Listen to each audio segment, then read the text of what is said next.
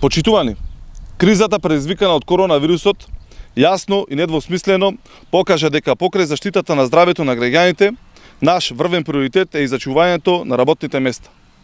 Во изминатите 3 години и покрај сите обструкции на Христијан Мицкоски и ВМРО ДПМН, изградивме држава која ги штити работните места и во која трудот на работниците се вреднува и се плаќа. Ја кренавме минималната плата на 14.500 денари.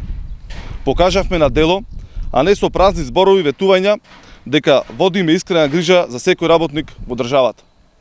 Замислете каква ќе беше екзистенцијата на граѓаните за време на кризата со вирусот COVID-19, доколку минималната плата останеше на оние 9.000 денари од времето на ВМРО ДПМН.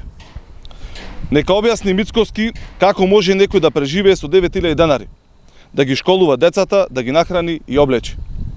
За разлика од нив, ние знаеме дека минималната плата не е само бројка. Знаеме дека прагот на минималната плата значи живот, сигурност и стабилност во домот и семејството. Криминалната ВМРО ДПМН и Мицкоски тоа не го разбираат. Затоа 11 години го подценуваат трудот на работникот. Ја газеа неговата мака. Минималната плата ја држеа на 9.000 денари, а додека народот едва преживуваше, ВМРО ДПМН стана најбогата партија во Европа со луксузен бел дворец. За среќа, тоа време заврши и никогаш повеќе нема да се повтори. Сега е време за нови иницијативи на кои се обврзуваме и пред граѓаните и пред себе си.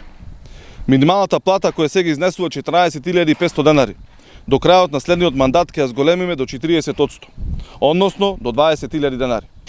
Така се сака државата, така се вреднува работникот.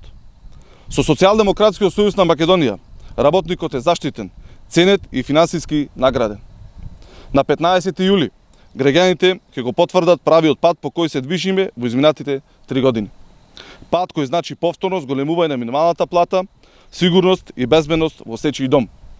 Постигнавме многу, а заедно со граѓаните можеме уште повеќе и уште подобро. Можеме уште повеќе, уште подобро.